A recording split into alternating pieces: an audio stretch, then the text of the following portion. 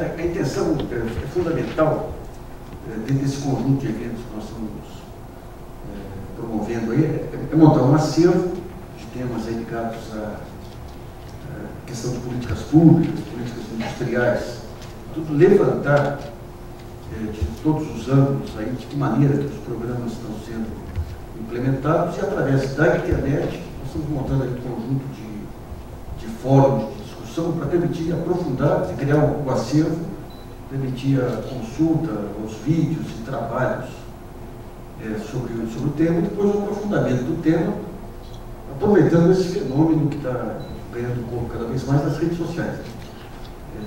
Um ponto que eu enfatizo sempre das nossas conversas aí é a importância dos diversos setores entenderem o que muda com as redes sociais e a internet. Nós temos um sistema, desde meados do século XIX, um modelo de organização jornalística. Em todos os países assim, ele acabou chamado mercado de opinião, ou seja, aquele mercado que tem peso, que ajuda a formar opinião, que influencia as discussões de políticas públicas. Sempre foram montados modelos mais ou menos cartelizados. Quando você pega os Estados Unidos, as redes de televisão lá, quase um monopólio. E esses modelos, eles permitiram que grupos jornalísticos fizessem parte da estrutura de poder, chamado quarto poder. Então, o que acontece é o seguinte: entre as eleições, tem os partidos políticos que têm protagonismo, a busca de votos e tudo. Durante as eleições e entre as eleições, as políticas públicas acabavam influenciadas pesadamente pela mídia tradicional, com um conjunto de interesses aí que marcam todos os atores aí. Então, no caso brasileiro, desde os anos 90, até os anos 90, nós tínhamos uma mídia que gostava muito do modelo fechado de economia, depois se abriu a economia. A partir dos anos 90, os temas que ganharam relevância foram exclusivamente temas ligados ao mercado financeiro. Questão de juros, justificar juros de 40% ao ano, questão da inflação vem aí, câmbio apreciado. E o tema das políticas industriais, das políticas de desenvolvimento, e mais um conjunto relevante de temas aí que marcaram a vida do país, eram jogados para o terceiro ou quarto plano. Quando você pega hoje aí, a partir dos anos 90, as mudanças que nós tivemos no país, temos grupos de gestão, qualidade, inovação, políticas sociais, o próprio agronegócios, eram todos temas que surgiram sem que houvesse métodos de propagação dos novos conceitos de forma mais eficiente. Então, de um lado, a mídia era sempre, você tem, obviamente, pessoas individualmente que defendiam essas teses, mas, de uma maneira geral, a linha, aquilo que marcava a política econômica, a manchete, a cobertura econômica, era sempre o mercado financeiro. Um exemplo antigo foi na crise de 2008, a Bimac teve uma queda de 40% das encomendas, não era notícia. Quando você teve crise aí do setor agrícola, aí, com a interrupção dos dólares em 2008, não era notícia. Se você colocava meio ponto de IOF em capital especulativo, era manchete. Então, digamos que é por aí que você ia modulando, digamos, a própria política econômica, porque no governo, o governo pode ser do partido A, B ou C, mas quando vai definir a política econômica, ele está sujeito a todo aquele esquema de forças externas, e todo governo, não adianta, ele responde àquela pressão imediata. Então, de onde não vem pressão, você não tem prioridade. E, ao mesmo momento, você tem algumas políticas aí que conseguiram romper com essa inércia, mas, de uma maneira geral, o governo antes responde à pressão do momento. Isso atrapalhou muito o país na definição de políticas de longo prazo. Quando se vê essa questão da política industrial, as políticas de competitividade, até hoje ficaram muito mais como retórica do partido do governo, do partido da oposição, do que uma ação sistemática mesmo. Por isso nós temos tantos planos aí de desenvolvimento que são anunciados com alarde e se fala qual o resultado. Você não sabe, não tem algum acompanhamento, não tem, não é prioridade. E hoje nós temos um governo que, de um lado, tem uma clara missão, uma clara visão de industrialização, mas tem ações muito voláteis aí, respondendo hora com a pressão de inflação, hora a pressão disso, e não tem continuidade. Se amanhã muda o governo, sai a presidente e entra uma outra pessoa, pode ser do mesmo partido ou de outro partido, talvez essa bandeira da industrialização acabe não tendo continuidade, porque você não tem instituições que definam formas estratégicas de pensamento que sejam seguidos por sucessivos governos. Então, tudo que nós estamos vendo, de repente, você vem do governo Collor para o Fernando Henrique, tem um conjunto de mudanças. Do governo Fernando Henrique para o Lula, um conjunto de mudanças. Do governo Lula para Dilma, um conjunto de mudanças. E aquelas linhas básicas que determinam aí a industrialização, o fortalecimento do país, você completar o ciclo de desenvolvimento, a apropriação de tecnologias e tudo, acabam indo para segundo plano, dependendo. Mesmo ministérios aí que lançaram programas, muda o ministro, você não sabe o que vai acontecer. Isso tudo que eu estou falando é dentro daquele modelo convencional, que está em vigor até hoje aí, de propagação de ideias. Então você tem ideias e conceitos, você não tem aqueles think tanks americanos aí ligados aos partidos. Os partidos não são programáticos. Se pegar o PT, o que é o PT? O PT vai desde o Paulo Bernardo aí, que não sei qual é dele, aí, até movimentos aí de versões do socialismo. Onde que está o PT? O PSDB, você tinha lá uma área desenvolvimentista, de Bresser e tudo, até uma área do Fernando Henrique também você não sabe.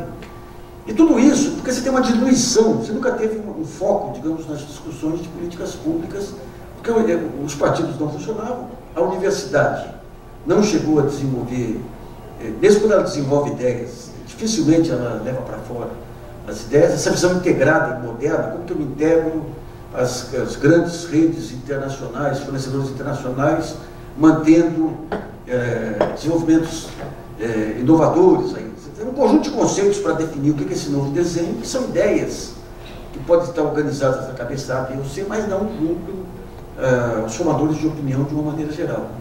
Então você tem partido político que não é programático, a universidade que também não tem uma linha específica, e a mídia que não...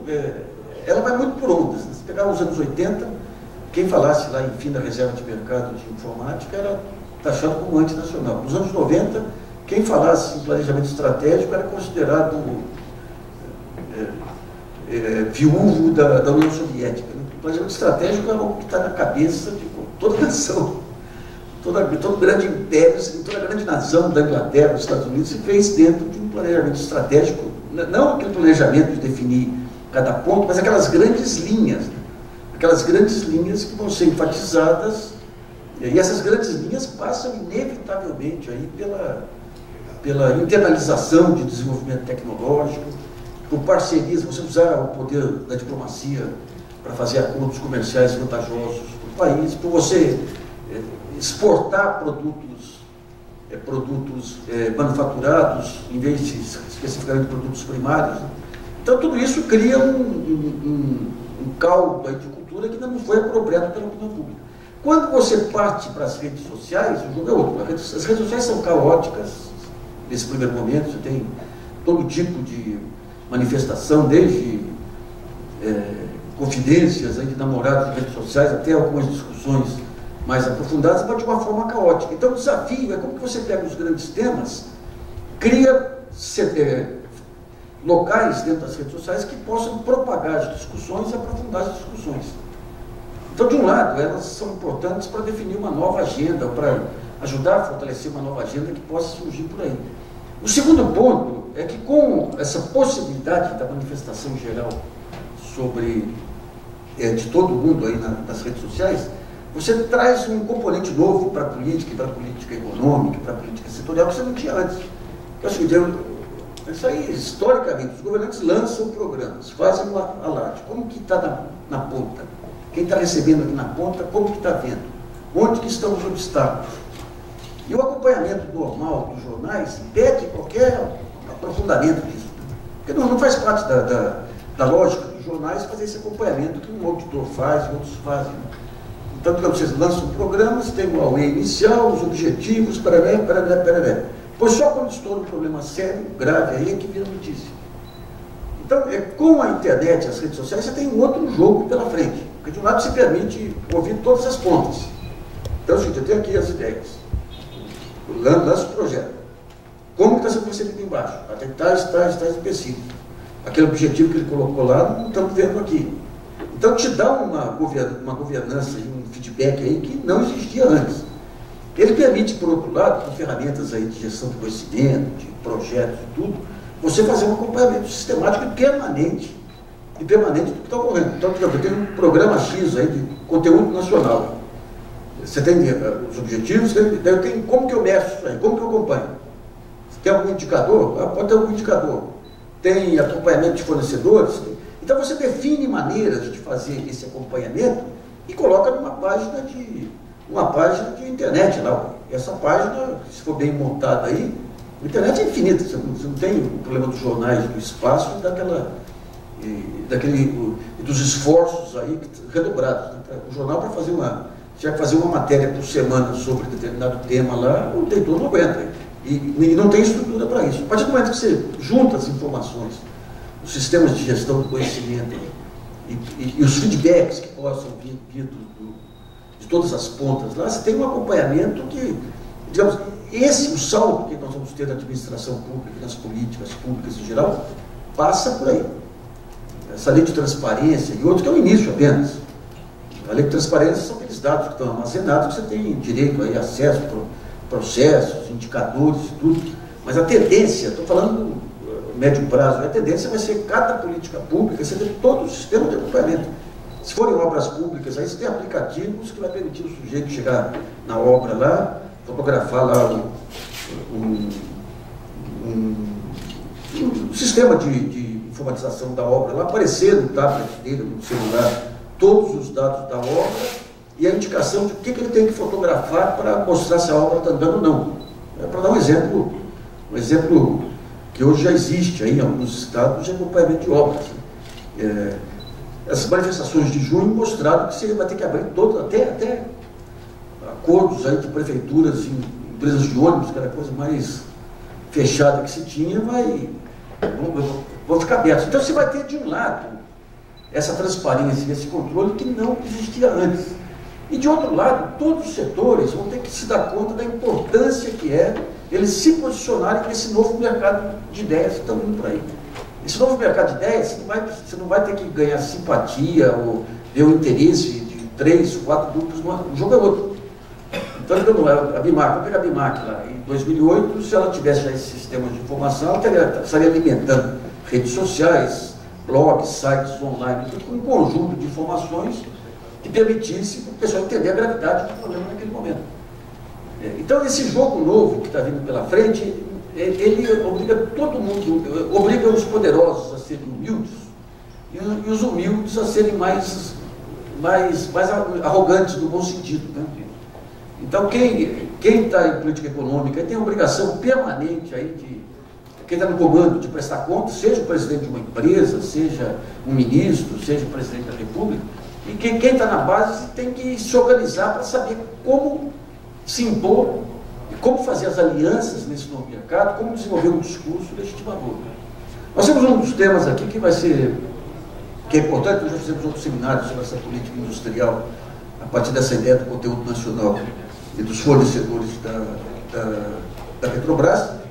É um tema relevante, porque a Petrobras, desde os anos 80, aí, quando veio a crise cambial, lá, que ela preparou os fornecedores para as águas profundas, lá para a bacia de Campos, ela tem se constituído aí no principal instrumento de política industrial.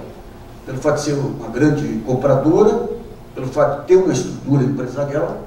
Então, digamos, o que os ministérios tentam fazer de uma maneira geral, ciência e tecnologia, tem um pessoal muito bom lá, provavelmente, o próprio BNDES, não tem os instrumentos básicos de implementação dessas políticas. É você saber contratar, saber fiscalizar, saber definir, ajudar a definir formas de financiamento. E essa é uma área que a gente já viu em outros seminários aí, que o Brasil pode ser um dos grandes players internacionais. Quando se fala em inovação, se tem uma área que o Brasil pode exportar inovação e tecnologia, essa área de tecnologia de águas profundas. Não vai ser uma empresa, você tem que pegar toda uma cadeia produtiva. Por outro lado, tem pouco feedback sobre como que na prática está se dando essa política de conteúdo nacional, de inovação e as ferramentas para se tornar um fornecedor da Petrobras. Então a intenção desse seminário é a gente tentar abordar todos esses pontos aí que estão ocorrendo, os avanços que estão ocorrendo, os problemas que não foram solucionados, para ter um bom diagnóstico, que vai ficar disponível depois na internet, na divulgação, para poder aprimorar essa, que talvez seja a política industrial aí, mais consistente até agora. Uma outra que vai ser consistente vai ser da saúde também, dentro do Ministério da Saúde tem toda aquela capacidade de compra. O modelo nosso aqui vai ser esse modelo meio talk show aqui. As pessoas, os expositores vão fazer uma primeira apresentação, depois a gente vai estimular uma discussão aí para pegar pontos específicos aí. A gente já utilizou esse modelo em outros seminários e ele permite, porque o seminário você não vai esgotar todos os temas, aí, todas as tecnicalidades, você vai definir aqueles pontos centrais. Esse modelo tem dado bons resultados. Eu queria convidar então para o primeiro painel, que é os desafios tecnológicos para enfrentar os novos modelos de exploração e produção de energia, o Fernando Leite Siqueira, que é vice-presidente da Associação dos Engenheiros da Petrobras, e o Adilson de Oliveira, que é da Universidade Federal do Rio de Janeiro, e coordenador do estudo Indústria Parapetrolífera Brasileira.